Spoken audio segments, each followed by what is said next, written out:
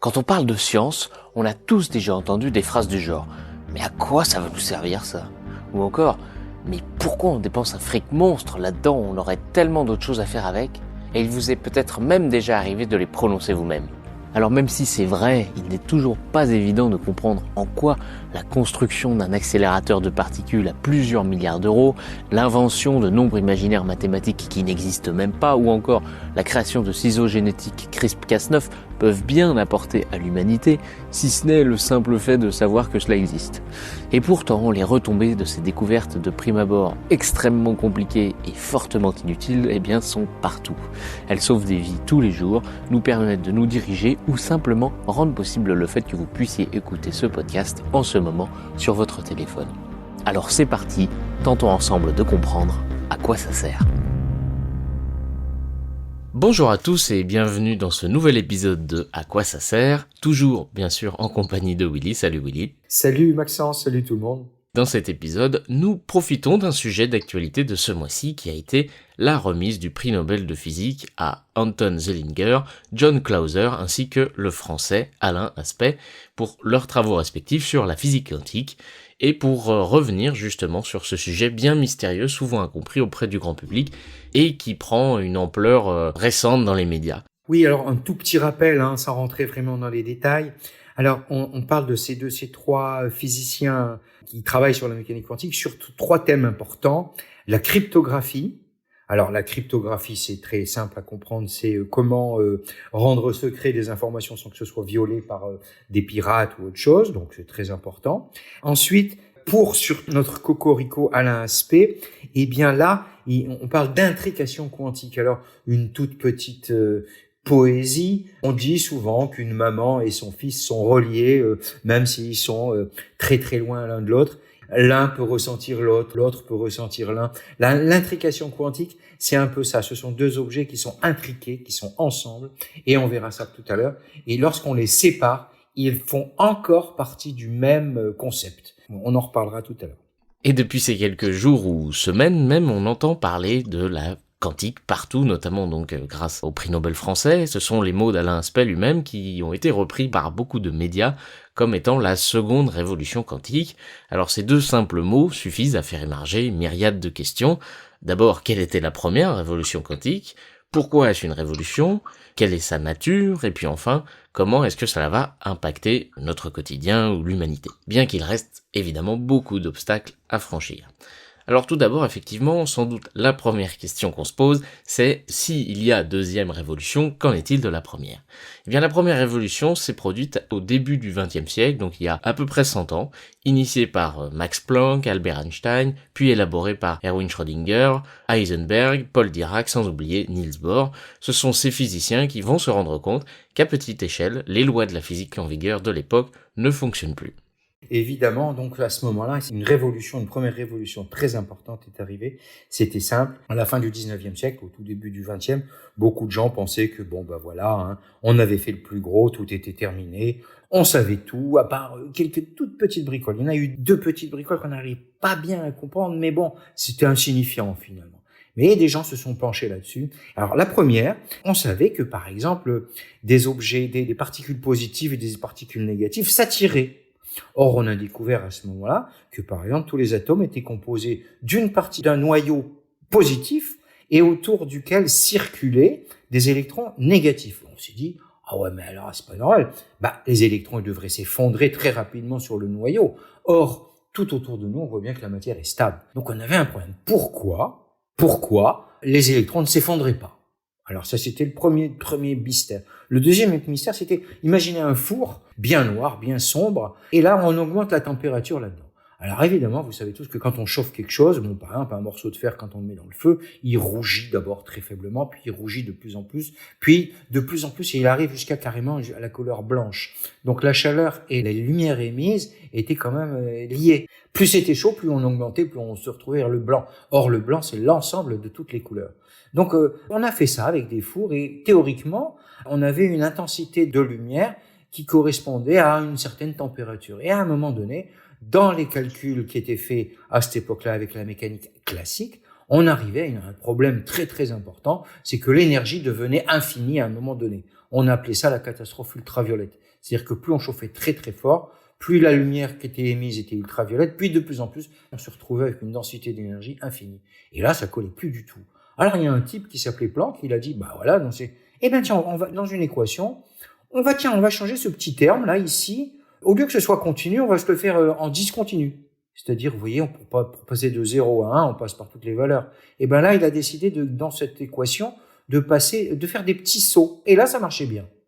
Alors, d'un seul coup, Einstein est arrivé, et puis avec d'autres, on dit, mais non, l'énergie ne se transporte pas comme étant continue, elle est discontinue. Et ce discontinu, c'est que ça se passait sous forme de quantum d'énergie. D'où le début de la mécanique quantique. Et là, on a appliqué cette théorie à l'atome et avec son noyau positif et son électron négatif autour. Eh bien, là, ça marchait. L'électron ne pouvait pas s'effondrer. Il avait des places bien définies quelque part autour de ce noyau. Et puis, lorsqu'il était excité, l'électron passait dans une autre couche. Mais il n'était pas bien. Il redescendait. Et en redescendant, il envoyait de la lumière. Donc, au début du siècle, on a complètement pigé complètement tout. On a vu que finalement, tout était quantifié. C'est-à-dire, on passait d'un endroit à l'autre en faisant des bonds au niveau de l'énergie, au niveau des atomes, à tous les niveaux. Et ces quanta, c'était des photons, des petites particules de lumière. Voilà, en gros, on reviendra là-dessus tout à l'heure sur la notion d'onde. Justement, fort de ces découvertes, les scientifiques ne vont pas tarder à inventer tout un nouveau corpus de connaissances, de nouvelles théories, des nouveaux champs de recherche, la physique quantique, pour comprendre comment la nature marche à cette petite échelle, l'échelle du nanomètre. Et puis assez rapidement, en une vingtaine d'années, cela va avoir des impacts qui vont amener à la seconde révolution industrielle. En fait, toutes les connaissances, notamment sur comment se comporte la lumière, les électrons, vont induire la compréhension de comment se transmet le courant. Eh bien, ils vont pouvoir domestiquer le courant en créant des métaux, des alliages avec plus ou moins de silicium, plus ou moins de manganèse. Et ça, ça vous dit peut-être quelque chose, on l'a vu, ce sont les matériaux dopés, les fameux semi-conducteurs qui vont amener au contrôle du transfert de l'électricité et amener donc les transistors, les semi-conducteurs, les processeurs qui composent presque la totalité de l'électronique d'aujourd'hui. Et puis l'arrangement de la matière fait directement appel justement à la cristallographie aussi, que l'on a vu précédemment avec notamment les LED que l'on doit attribuer à cette révolution quantique et qui révolutionna par la suite l'éclairage contemporain. Et enfin, souvenez-vous de notre premier épisode sur les REM, l'étude des spins, ce sont aussi des découvertes liées évidemment à la physique quantique. La supraconductivité dans notre dernier épisode, cet état particulier que l'on a vu et que Willy vous a expliqué, évidemment, ne peut être compris et exploité que par ses découvertes sur les lois de la quantique. Et dernier exemple peut-être, le laser, deuxième épisode de notre série, n'y échappe pas là encore, ce procédé imaginé par Einstein afin de faire converger la lumière de manière cohérente, hyperdirectionnelle, là encore, cela ne peut avoir vu le jour qu'en ayant les connaissances pour pouvoir justement manipuler ces photons. Alors, fort de tout ça, vous allez vous dire, on sait déjà utiliser la quantique. Alors oui, c'est vrai, mais on sait l'utiliser de manière grossière, si on peut dire, Willy. Grossière dans le sens où on se sert des propriétés quantiques de plusieurs milliards d'atomes en même temps. Oui, c'est vrai. Donc, mais avant de passer à beaucoup moins, c'était beaucoup plus facile de travailler expérimentalement sur des quantités très grandes de lumière ou alors de photons ou d'atomes ou de particules. C'est tellement petit tout ça que voilà. Alors, les deux outils nécessaires pour comprendre un petit peu tout ça, c'est que d'abord, la mécanique quantique n'est pas une théorie physique déterministe. Alors, déterministe dans le sens où, par exemple, la physique de Newton, la gravitation de Newton est une physique déterministe, c'est-à-dire que si je connais les conditions initiales d'une planète, par exemple, je sais exactement où elle sera 2 heures après, 1 an plus tard, tout ce que je veux. Donc je peux déterminer avec précision l'avenir de quelque chose, avec une précision absolue. Or, la mécanique quantique, étant donné qu'elle travaille avec des énormes quantités de particules, l'étude qui peut en être faite ne peut être que statistique ou probabiliste. C'est-à-dire que on va mesurer en moyenne des résultats. On va mesurer quelles sont les probabilités, etc. Enfin bref, donc on a une étude qui est indéterministe. Bon, je vous ai parlé déjà tout à l'heure d'un des outils, c'est la quantification de l'énergie, c'est-à-dire que l'énergie d'une particule, elle est quantifiée, c'est-à-dire qu'elle a une valeur, puis une autre, elle est sous forme de paquets discrets. Voilà, c'est une explication un peu grossière, mais le deuxième truc est beaucoup plus important, c'est le caractère ondulatoire de la lumière. Alors, voilà, imaginez, qu'est-ce que c'est qu'une onde, qu'est-ce que c'est qu'une particule? Très simplement, imaginons que je sois dans une foule une foule de gens, et que je dise bonjour. Là, tous les gens qui sont autour de moi vont entendre bonjour. Voilà, c'est une onde, c'est une certaine quantité d'air qui est sortie de ma bouche, qui a fait vibrer des couches d'air, etc. pour arriver au tympan. Mais bon, tout le monde reçoit le bonjour en même temps. Ça, c'est une onde. Maintenant, une particule, c'est la même chose. Je suis dans une foule et j'écris bonjour sur un petit bout de papier. Ce petit bout de papier, je le mets en boule et je le jette par hasard n'importe où. Il n'existera qu'une seule personne qui récupérera mon petit bout de papier. Donc là, c'est une particule. On voit bien que les deux sont totalement incompatibles. La lumière, pendant très longtemps, on s'est dit, tiens, est-ce que c'est particule? Est-ce que c'est une onde? Qu'est-ce que c'est cette histoire? Bon, il y a des techniciens qui ont prouvé d'une façon définitive, grâce à l'interférométrie. On peut en parler tout de suite, l'interférométrie. Imaginons, j'envoie de la lumière sur une plaque où il y a 2 trous. Alors, la lumière va passer par les 2 trous. Et arrivé derrière, il va y avoir un écran. Eh bien, c'est comme si j'avais séparé ma première lumière initiale en 2 petits faisceaux de lumière qui passent par les 2 trous. Et ces 2 trous envoient une lumière à droite, une lumière à gauche, qui peuvent de temps en temps soit s'additionner, et ça va faire une lumière plus importante, soit se soustraire.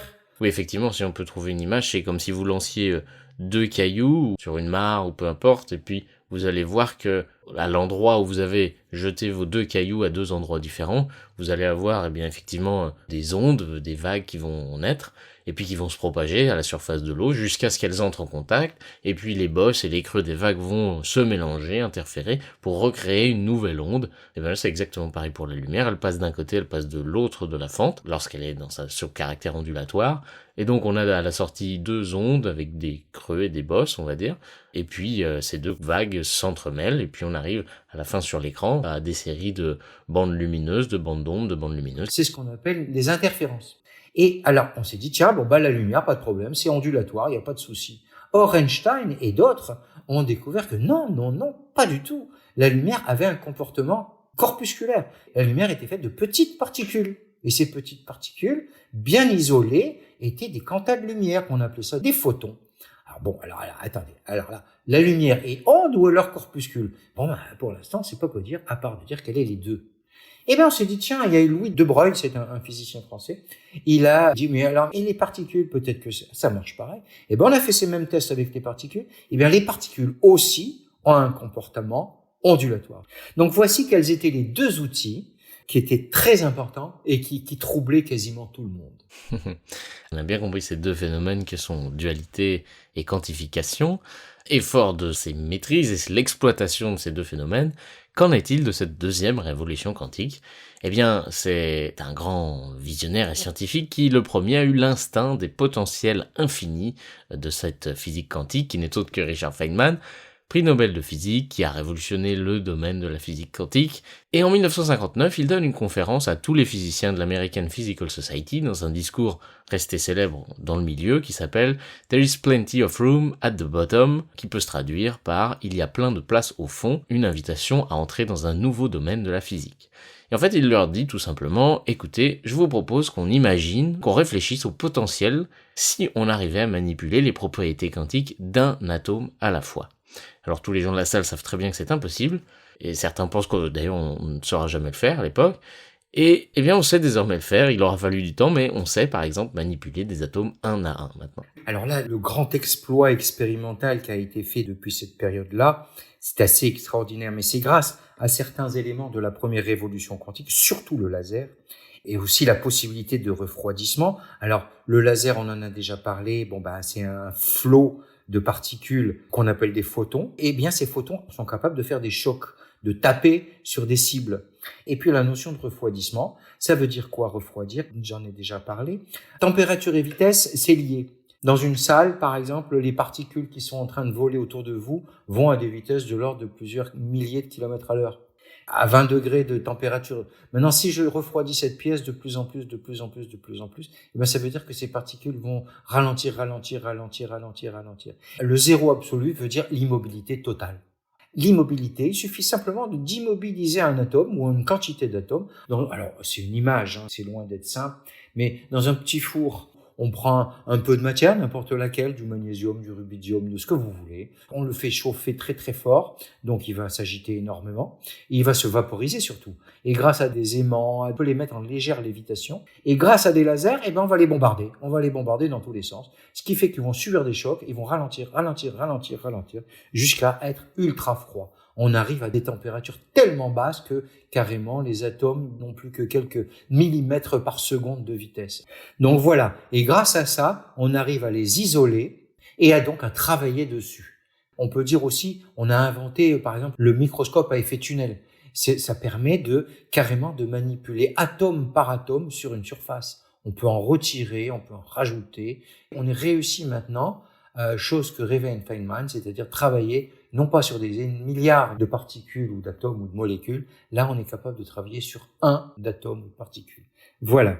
Alors, ça ouvre d'énormes possibilités, mais avant tout ça, pour développer ces nouvelles technologies, il faut utiliser toutes les propriétés de la quantique, encore plus mystérieuses. On avait vu donc la quantification et la dualité, mais il faut ajouter celles découvertes et mises en évidence, notamment, justement, par celle du prix Nobel Alain Aspect de cette année, la superposition d'états et l'intrication quantique. Alors oui, quels sont ces deux phénomènes? Et c'est là qu'on va rentrer dans le délire, dans l'inacceptable pour le cerveau humain.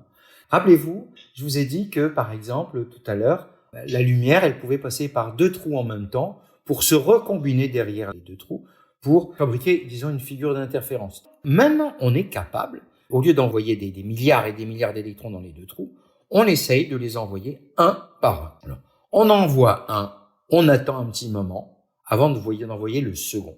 On l'envoie sur l'écran où il y a deux trous. Derrière, il y a l'écran. Alors évidemment, il y a un détecteur et paf, on a un petit flash lumineux. Ça veut dire que l'électron est bien arrivé là. Et là, quand je regarde, il n'y a pas de doute, l'électron est bien une particule, puisqu'il a donné un impact unique. Bon, on envoie le deuxième. Lui, pareil, il passe à droite ou à gauche. Puis un troisième, puis au bout d'un temps relativement long, une fois qu'on en a envoyé plein, et là, on se retrouve avec une figure d'interférence. Donc, c'est-à-dire que la figure d'interférence oblige à dire que finalement, un électron, tel qu'on l'imagine, peut très bien, comme la lumière, passer par deux trous en même temps, interférer avec lui-même pour fabriquer un endroit où l'électron n'existe plus. Et ça, on l'a fait avec plein de particules. Alors, c'est là que ça va plus du tout. Comment un électron peut passer par les deux trous en même temps alors qu'il est une particule? Eh bien voilà, toutes les particules, dans le monde de l'infiniment petit, dans le monde quantique, tant que je les mesure pas, tant que je les détecte pas, ils se comportent comme une onde. C'est-à-dire qu'ils peuvent être partout en même temps. Dans une petite zone, vous imaginez une sorte de petit nuage, et dans ce petit nuage, l'électron peut être n'importe où en même temps. Lorsque ce petit nuage arrive sur les deux trous, il est suffisamment large pour passer par les deux trous, donc la petite onde continue, et dès qu'elle est interceptée par l'écran, paf, l'électron se transforme en particule, c'est-à-dire il est un point. Tant que j'observe pas le monde quantique, les objets se comportent comme des ondes. Et dès que j'ai une influence dessus, ils se comportent comme une particule. Alors là, le trouble est très grand. Bref. La chose dingue, c'est qu'un objet quantique est dans une superposition de plein d'états. Voilà un petit peu, ça c'est plutôt le principe de superposition. C'est complètement fou. Par contre, l'intrication quantique, c'est encore plus dingue. Intriquer veut dire être ensemble. On va le faire très simple. Imaginons deux particules collées. Alors tout ça, c'est avec des guillemets, etc. Imaginons qu'il y en ait une qui a une caractéristique qu'on va appeler flèche vers le haut, et l'autre qui a une caractéristique qui s'appellera flèche vers le bas. Et ces deux particules peuvent se coller que si flèche haut et flèche bas. Flèche haut, c'est pas possible. Flèche bas, pas possible. Elles ne peuvent rester ensemble que si c'est flèche haut et flèche bas. Maintenant, on les sépare. Donc celle de gauche, elle va partir et d'un seul coup, elle se retrouve libre, seule. C'est-à-dire qu'elle a le choix sans arrêt, puisque c'est le principe de superposition, d'être soit vers le haut, soit vers le bas. Mais tant qu'on l'observe pas, elle est les deux à la fois. De la même manière, celle qui part à droite, tant que j'observe pas, elle est les deux à la fois. Alors le truc le plus dingue, c'est ça qu'a fait Aspect. Donc du coup, à un moment donné, moi ce que je vais faire, je vais aller regarder la particule de gauche. Et au moment où je la mesure, elle est soit haut, soit bas, elle a décidé d'être bas, par exemple. Instantanément, même si la seconde particule est à l'autre bout de l'univers, si je la mesure, elle est flèche haut. C'est-à-dire, c'est comme si une particule envoyer cette information. Attention, je suis mesuré. Instantané, c'est-à-dire avec une vitesse infinie, donc il dépasserait largement la vitesse de la lumière. Donc l'autre automatiquement va choisir. Donc là, Albert Einstein et ainsi que deux autres, Podolsky et Rosen, ont dit non, il y a un problème là. On ne peut pas dépasser la vitesse de la lumière. Et finalement, c'est Alain Aspect avec d'autres, bien évidemment, qui ont tranché le truc. Et oui, Einstein s'était pas trompé, mais avait choisi la mauvaise ambiance. Voilà. Alors, ça fait beaucoup, j'espère que vous suivez encore. En tout cas, évidemment, tous ces phénomènes sont donc depuis lors bien compris, assez bien théorisés, mais sont loin d'être maîtrisés. En tout cas, les promesses sont bien là, et certaines applications ont déjà vu le jour. Les plus connues que l'on peut citer sont par exemple l'interférométrie atomique. C'est un bien grand mot, mais vous allez voir que c'est assez simple, compte tenu de ce qu'on a déjà expliqué. Ça fait appel à des principes dont a déjà parlé Willy. C'est déjà une des premières applications récentes de cette seconde révolution quantique. Explication. Bon, l'interférométrie, on en a parlé un petit peu. Donc, il suffit qu'une onde arrive sur deux trous, elle se sépare en deux. Et donc, on l'a séparée. On va dire que les deux ondes qui vont sortir des deux trous vont se superposer. Ce qu'on peut dire, c'est effectivement que la prouesse, qui est justement, c'est la manipulation d'une seule particule, c'est-à-dire que la particule qui est mise dans deux états à la fois et qui interfère avec elle-même. Ouais, c'est ça, c'est le plus démentiel. On est capable de mettre une particule dans une superposition de deux états. Et on projette une particule vers le haut, et ces deux états, on les sépare de la même manière comme si on les séparait avec les deux trous. Bien sûr, bombardés de lasers avec toute une technologie complètement démentielle. Et sauf que les deux ondes, il y en a une qui va avoir une vitesse un peu plus grande que l'autre, et elles vont monter, et elles sont soumises à la gravitation, à la gravité. Elles vont évidemment retomber. Et en retombant, les deux ondes vont se superposer à nouveau pour faire des figures d'interférence. Et là, grâce à l'étude de ces figures, on est capable de déterminer avec une très très très grande précision. Alors, on peut se dire donc à quoi ça sert ? Eh bien, vous venez d'inventer le détecteur le plus fin du monde, car à la moindre modification de densité sous le sol, d'élévation, de vitesse, eh bien la figure d'interférence sera légèrement différente. Et ça, eh bien, c'est extrêmement utile dans les systèmes de navigation inertielle. Ce sont des systèmes qui permettent de se situer sur Terre sans faire appel à des moyens extérieurs de communication, satellites, etc.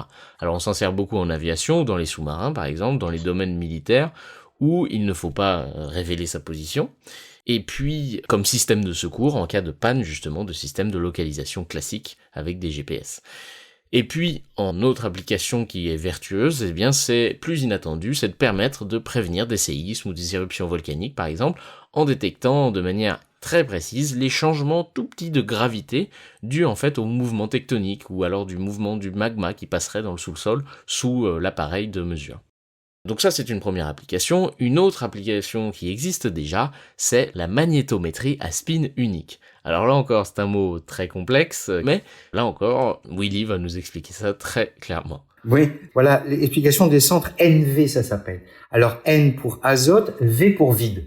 Alors en fait, c'est dans un diamant, vous savez tous peut-être que c'est fait d'atomes de carbone disposés d'une certaine manière qui fait que le diamant est si pur, etc.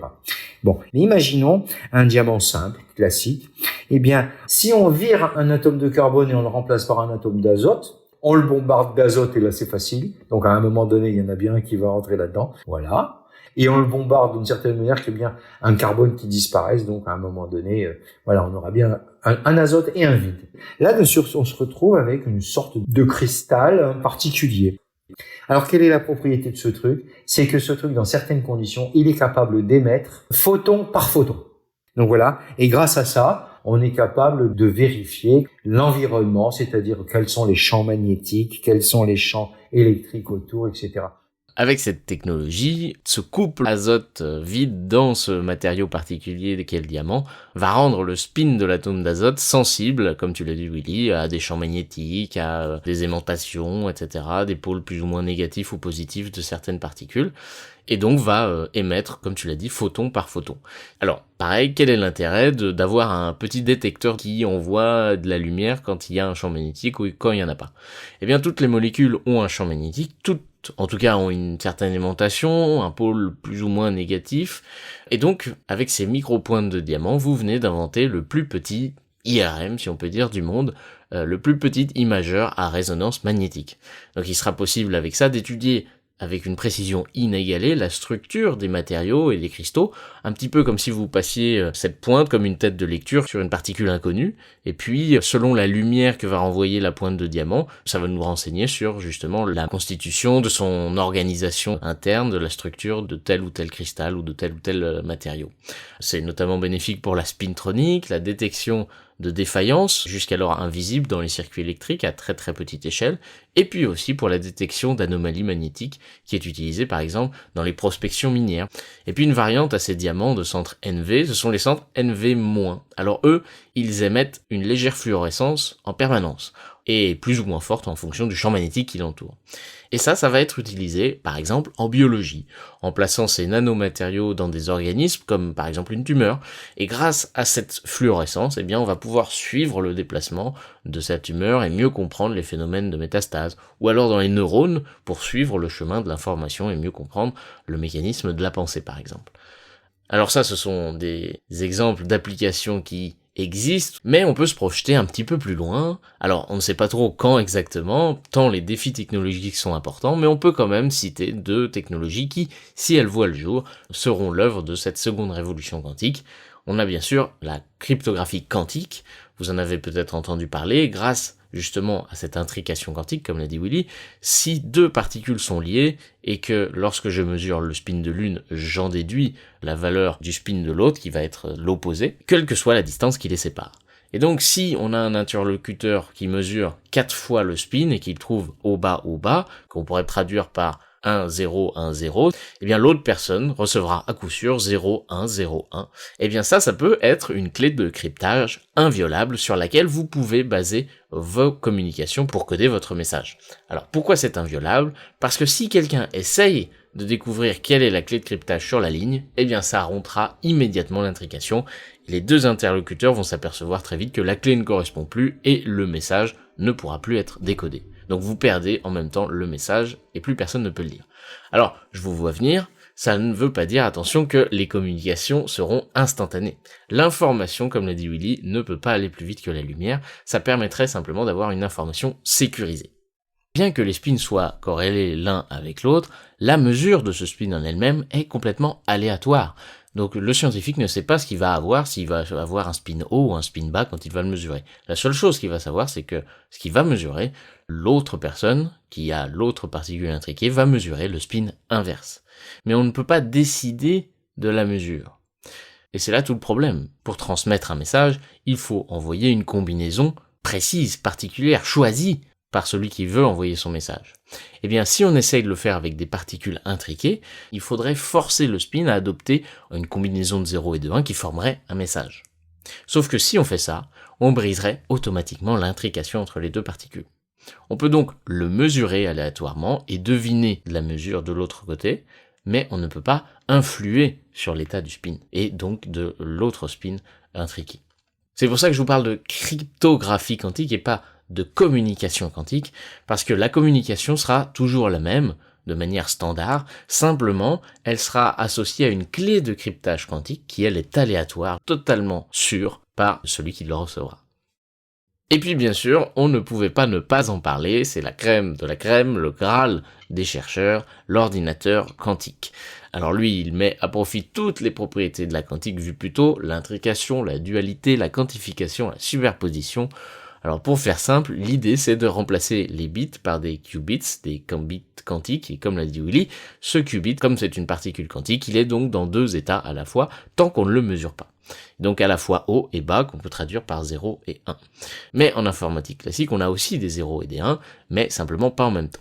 Et c'est surtout intéressant lorsqu'on intrigue plusieurs particules entre elles, parce qu'alors là, elles sont liées et sont toutes dans les 2 états à la fois.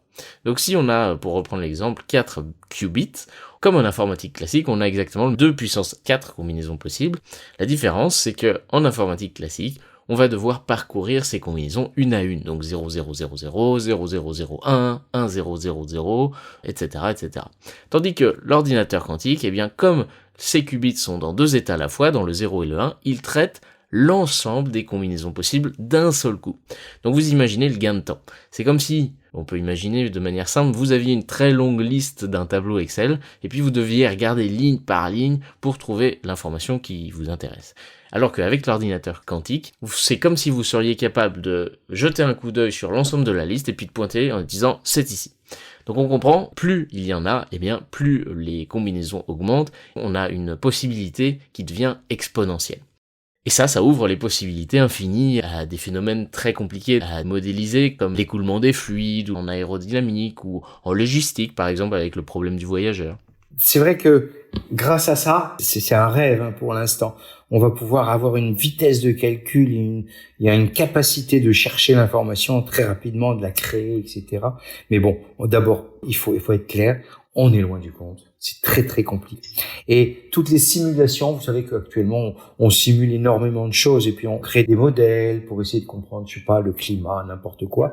Et après on compare le modèle à la réalité et puis soit on le valide, soit non. Alors grâce à ces nouveaux ordinateurs, on pourra chercher encore des modèles beaucoup plus fins sur l'explication de quasiment tout ce qu'on a envie, quoi. Modélisation de nouvelles molécules pour des médicaments, de nouvelles protéines, etc. Bref, comme l'a dit Willy, possibilités infinies, mais défis technologiques pour l'instant insurmontables. Et le plus grand défi, c'est ce qu'on appelle la cohérence, ou plutôt là dans ce cas-ci, la décohérence pour l'ordinateur quantique. Il existe le monde de l'infiniment petit qui est complètement dingue. La réalité, je la connais que si je la regarde. Dans mon monde, non, ça n'a pas l'air de marcher comme ça du tout. Alors, pourtant, le problème est là. Elle est où la frontière entre ce monde infiniment petit et le monde classique que j'ai autour de moi? C'est ce qu'on appelle, à un moment donné, les particules, les objets passent par une espèce de décohérence. C'est-à-dire que d'un seul coup, ils ont une attitude classique et c'est fini. Voilà, en gros, ce problème de perte de superposition d'un seul coup par la cohérence, la décohérence, disons. Ça fait donc beaucoup, peut-être que nous allons en rester là. En tout cas, on a fait un beau tour d'horizon de ce que nous promet la physique quantique, mais aussi, évidemment, vous l'avez compris, des nombreux défis technologiques qui restent à relever et qui sont pour l'instant du domaine d'incertain. Certains disent peut-être qu'on n'arrivera d'ailleurs jamais. Toujours est-il que c'est un domaine qui est en plein essor en ce moment, et donc on peut être que émerveillé par tout ça, par l'ingéniosité de l'homme justement à trouver des réponses à ces questions et des applications à ces grandes théories. Voilà, on espère que cet épisode en rapport à l'actualité avec le prix Nobel de physique vous a plu. On se retrouve dans un prochain épisode pour vous parler justement de physique des particules. Salut Willy. Maxence, merci et à bientôt tout le monde.